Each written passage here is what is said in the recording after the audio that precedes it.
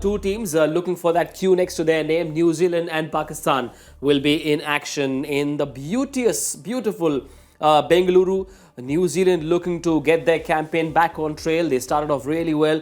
Remember, at one stage they were top of the table, but they seem to have lost their way a little bit. Things have suddenly gone off the boil. They conceded 357 in their last game. The bowling's looking a bit off. What's going wrong with New Zealand? After Sri Lanka, that's a bit of a hospital ward as well. There's a lot of patients coming in and out of that.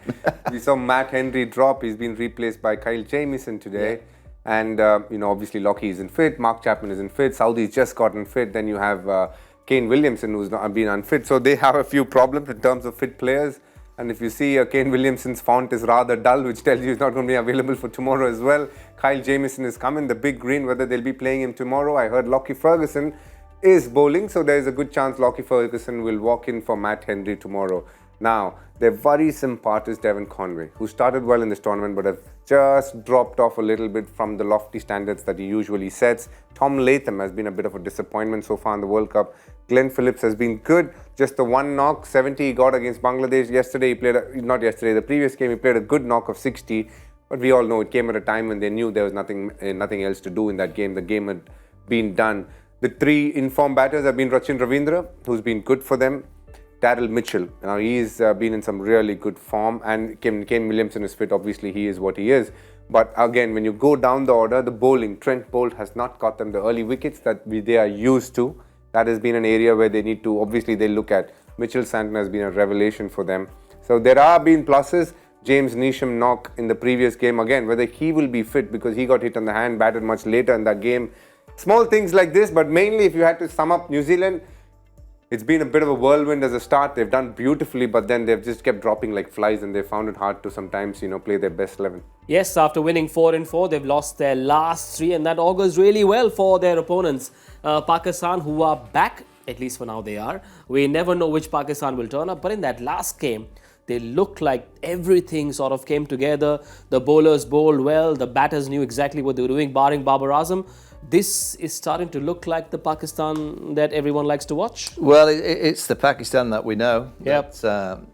My concern for Pakistan this last 2 days has been no chaos. They ain't going to play well without the chaos.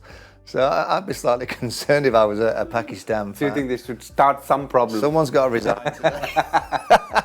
Someone's got to quit, resign. There's going to be a WhatsApp message leaked. Something's got to happen because the last performance was fantastic. They just had that buzz energy. They were brilliant in the field, great ball, and they got it reverse swing. And that's when I watch Pakistan cricket. Yeah, it's a bit of a dusty bowl in Calcutta, and it's a perfect wicket for them. But when the reverse swing in it, and the spinners are getting it, grabbing in, they're kind of in tight as a fielding unit, and then you get Fak as a man going out there and clubbing it over mid-wicket, and they all went for it to get that net run rate. Collectively, they went for it. They all bought into it. I watched that and went, wait a minute, they could be onto something here. And New Zealand, it's like a bit of Dad's army tomorrow, trying to get them fit, patched up, and 11 out on the field. You have to fancy, it's a day game as well. Yep. So the lights won't come into play. You have to fancy Pakistan on a dry wicket with the way that they bowled in the last game, with a few of their players finding a little bit of form with the bat in hand. So I think Pakistan should be okay tomorrow. I hope. I'm big in it because I honestly want an India-Pakistan semi-final.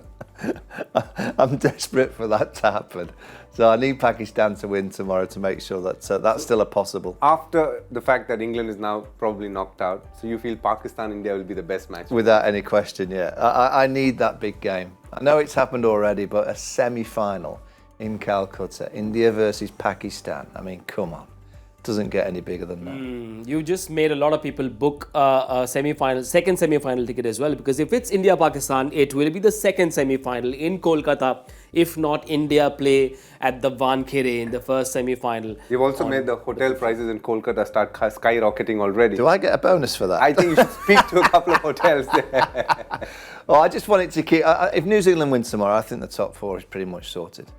I mean, if England beat Australia and then Australia have got to play Afghanistan, Afghanistan are playing good cricket, you just never know. But I think Australia will be fine.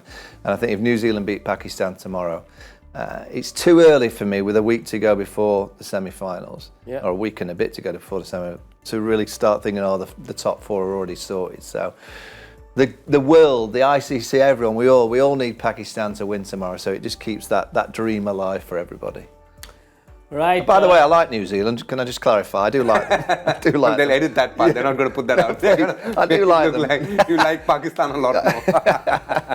Changes for Pakistan. 8 wickets to the Pacers, 2 for the spinners in that last game. Remember, they were playing in Bengaluru. Changes and one player to watch out for. For once, they should hold on to the same squad, I feel. They had a really good day that day, and they should just hold on to the same list. Shut up if he's fit. Who for? Oh, shut up. That's Shut a up, good Khan. point. Can you just put up that Shut up, Khan? I think no. No? I would stick to the same team in Bangalore. Michael, for you. Oh, I think Shadow's fit. I'd make the change. I didn't For quite. Usama Mir? Yeah. He lobbed them up in Calgary. He went for 60 odd in his 9. I don't think he had a great day. I generally usually say winning team, you go with the next game. But I think if Shadow's fit, because he offers so much with the back, good in the field. Right. I think I'd make that one change. Players to watch out for, very quickly. For me, I'll look out for Fakhar Zaman again. And From New Zealand, my man is Devon Conway every day of the week. I really like him as a Going batter. DC. DC. I'm going to skip a Babar. I'm going to go Babar and Daryl Mitchell.